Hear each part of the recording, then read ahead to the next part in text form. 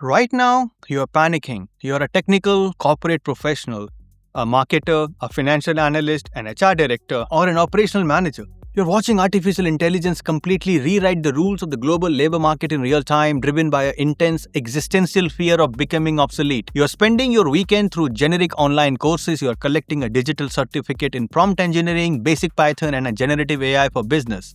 You think you are protecting your career. You think you are staying ahead of the curve. I'm here to tell you that you are wasting your time, your capital, and your cognitive bandwidth. You are engaging in blind upskilling, and it is actively destroying your strategic leverage. Before we break down the exact mathematical framework of how to actually survive and dominate the 2026 labor market without writing a single line of code, hit the subscribe button and press the notification bell. I post daily videos showing you exactly how to navigate the global labor market using cold, hard engineering logic. You do not want to miss these blueprints. We have officially reached the commodity plateau. The baseline technical proficiency that those courses teach is no longer a differentiator. It is a minimum requirement, an absolute baseline expectations, exactly like knowing how to use Microsoft Excel. If you are trying to compete with a machine on its own term by learning to execute manual technical tasks, you will lose.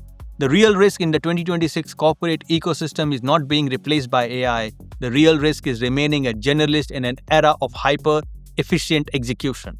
Today, we are going to completely redesign your professional architecture. Grab a notebook. It is time to stop learning how to code and start learning how to lead the machine that do. Welcome back. I'm Dr. HR. To understand why my approach to the professional development is aggressively different from the generic career coaches telling you to learn to code, you must understand my underlying architecture. I hold a PhD in Human Resources, a Master's in HR from prestigious Tata Institute of Social Sciences TISS in Mumbai, and a Bachelor's in Computer Engineering. I do not look at career strategies through the lens of emotional anxiety or academic theory. I look at it as a structural algorithms of supply, demand, and capital allocation. Operating on the grounds here in Dubai since 2010, consulting for apex corporate entities across the Middle East, I have seen exactly how the C-suite evaluates talent. My background in computer science means I know exactly what these large language models are mathematically designed to automate. My PhD in HR means I know exactly what the biological human mind must do to remain indispensable. We are moving away from an era of a doer and entering the era of architect. Let us dismantle the certification trap, deploy the junior fleet framework, and build your immunity to automation. Phase 1. The certification trap and the 2026 skill collapse. We must first diagnose the massive structural failure occurring in the online education market right now. In the early days of the AI boom, being one of the few people who knew how to log into an LLM and generate a cohesive marketing email or a basic data summary was considered a superpower. People built entire careers on being the AI guy or the AI girl. In the office, they took a 3-week online bootcamp, put a generic certified prompt engineer badge on their LinkedIn profile, and expected a 20% salary increase. In 2026, that skill set has completely collapsed. Why? Because the large language models have evolved. They no longer require complex syntactical prompt engineering to execute basic baseline tasks. The AI agents are now embedded natively into every enterprise software suite, Microsoft Copilot, Salesforce, Workday. They anticipate the user needs, they automate the baseline tasks that those generic online courses were designed to teach. This brings us to the commodity plateau. When every single employee in a corporation has an AI assistant that can write a perfect press release, generate a complex financial forecast, or draft a flawless legal contract in 4 seconds, the ability to produce that document is no longer a competitive advantage. The baseline of corporate execution has been commoditized.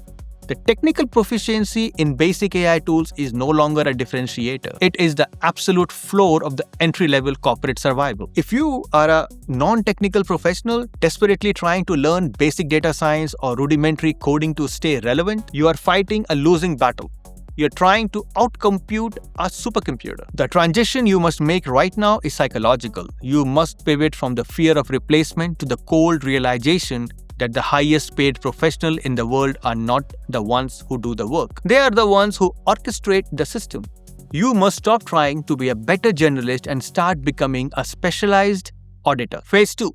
The junior fleet framework. To thrive in the post-AI corporate landscape, you must execute a violent mental shift. You must stop viewing AI agents as a replacement for your job and start viewing them as a massive, highly efficient fleet of junior associates reporting directly to you. You are no longer an individual contributor. As of today, you are a managing director of a digital workforce. This brings us to the concept of the managerial burden. When you manage a team of 20 human junior associates, your value does not come from doing the data entry yourself. Your value comes from directing the workflow, setting the strategic parameters, and ruthlessly auditing their output. The exact same structural logic applies to AI. Your value has completely shifted away from performing the labor. Your value now resides into your capacity to orchestrate multiple AI data streams simultaneously and evaluate their output against the company's financial objective. Applying the engineering logic, how do you actually manage this fleet?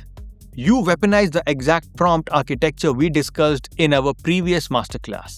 You do not just ask the AI to do the task, you manage it like a brilliant but erratic intern. When your digital fleet generates a massive market research report, you do not just accept it.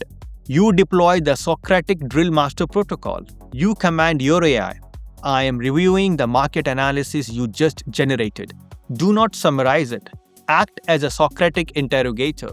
Ask me piercing, aggressive questions about the blind spot in this data.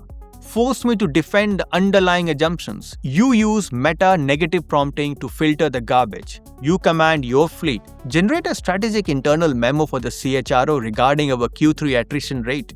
Do not use corporate buzzword. Do not give me generic advice like improve culture. Only surface the non-obvious correlations between the mid-level management burnout and our recent software integration. You are moving from exhausting mindset of doing the work to the high leverage position of orchestrating the system that does the work.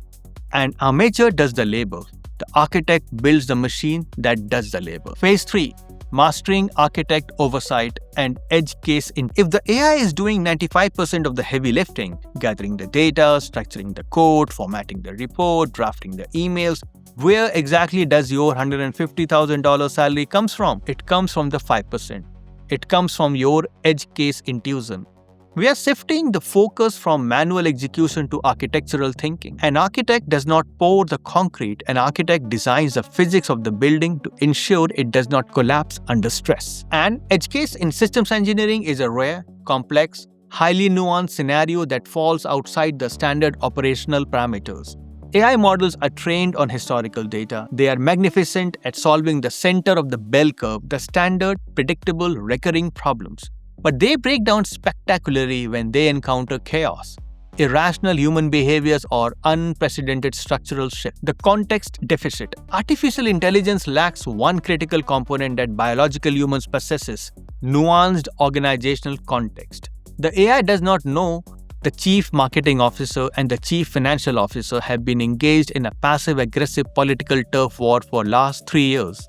The AI does not know that a specific vendor in Riyadh will be highly offended if you send them a stark, hyper-efficient automated email instead of a culturally nuanced relationship-building message. The AI does not understand the unwritten, invisible risk tolerance of your specific CEO. Your human value now resides in identifying these edge cases. When the AI presents a flawless logistical plan to restructure the supply chain, the algorithm will tell you it saves 18% in operational cost. It is mathematically perfect, but your edge case intuition kicks in. You look at the data and realize that implementing this algorithm will require laying off a highly respected, deeply connected regional manager in Dubai, which will trigger a mass exodus of elite sales talent that AI cannot mathematically quantify. You bridge the gap between the raw data output and highly complex, irrational human reality. You do not write the report. You look at the report, you apply your localized, political, and cultural intuition, and you adjust the architecture. This is an irreplaceable cognitive function. Phase 4. The power of cross-function synthesis. In traditional corporate structures, professionals are siloed. The marketing department does not talk to the HR department, operate in a vacuum, completely disconnected from supply chain operation. Because human cognitive bandwidth is strictly limited, you historically only had time to become an expert in your specific vertical. You are a specialized cog in a vast machine. In the post-AI era, cognitive bandwidth is infinite. You can use your digital fleet to ingest massive amount of data from departments you know absolutely nothing about. This creates the most powerful role in 2026 corporate ecosystem, the synthesizer, bridging the corporate silos. You must position yourself as the professional who uses AI to bridge silos by translating technical data into holistic business strategy. Let me give you a highly localized architectural example. You are an HR director in a massive logistics firm in the UAE.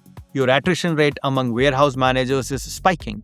A traditional HR professional would look at the HR data and assume they need to increase salaries or throw a pizza party. The synthesizer does not guess. The synthesizer takes the raw HR exit interview data, securely feeds it into an isolated enterprise-grade LLM, and then cross-references it with the quarterly operational and logistical data from the supply chain department.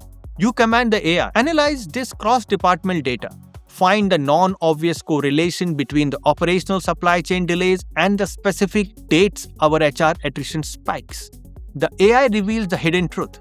The warehouse manager are not quitting because of their base salary. They are quitting because a specific upstream vendor in the supply chain is consistently missing their delivery. They are quitting because a specific upstream vendor in the supply chain is consistently missing their delivery window by 48 hours, forcing the warehouse manager to work unauthorized, chaotic weekend shift to process the backlog, destroying their personal lives and psychological safety. You just use operational data to solve a human resource crisis. This is the ultimate differentiator in the corporate world. The machine can analyze the silo, but the human synthesizer connects the dots across the enterprise that the machine and the siloed executive cannot see. When you bring the cross-functional synthesis to the C-suite, you are no longer an administrator. You are an apex strategic advisor. Phase 5. Owning the final judgment call. We arrive at the final, uncompromising reality of the post-AI labor market. If the machine writes the code, drafts the contracts, analyze the financial model, and predicts the market trend, what is left for the biological human? The final signature? In a world of infinite automated near zero-cost labor, the most valuable asset on the earth is accountability. When an AI model hallucinates a legal precedent and insert it into a multi-million-dollar merger agreement, the AI does not go to the jail. The AI cannot be sued for corporate negligence. The human being whose signature is at the bottom of that document absorbs the entirety of the risk. The C-suite is not paying you for your ability to generate the data. They are paying you to absorb the risk of executing upon that data. You must cultivate a strategic discernment. When you are managing your junior fleet, they will inevitably provide conflicting recommendations. The financial AI agent will tell you to cut the budget to maximize short-term EBITDA. The marketing AI agent will tell you to double the budget to capture long-term market share. Both are mathematically correct within their own isolated models. The machine cannot make the final choice because the machine has no stake in the outcome. Your entire career trajectory now depends on your ability to look at the conflicting high-level data stream, absorb the immense psychological pressure of the unknown, and make the final judgment call. You must stand in front of the board of the director, look the CEO in the eye and say, the algorithms are split. The data is conflicting, but based on my structural understanding of the UAE market, my on-our competitor risk tolerance, and my cross-functional synthesis of our internal capability, we are executing option B. I own the outcome. This is the leadership. That is one thing that OpenAI and Google cannot code. They cannot code human accountability. Look closely at the mechanics of the market. The professional who will be annihilated in the next 3 years are the ones desperately trying to memorize the syntax of a machine that updates itself every Tuesday. They are taking Python courses hoping that knowing how to write a basic script will save them from the algorithm. They are treating the symptoms, not the disease. You must completely eradicate the mindset of a manual laborer. You are no longer paid for the sweat of your brow or the speed of your keystrokes. Stop upskilling blindly into the commoditized technical task. Stop fighting the machine for the right to do the heavy lifting. Embrace the junior fleet framework. Manage your digital associate with a Socratic precision. Master the edge cases. Synthesize the silos. And forcefully claim the ultimate prize. The final accountable judgment call. If you want to survive the greatest labor transition in the human history, stop learning how to code. Start learning how to lead. process the data, execute the strategy, and I'll see you at the top.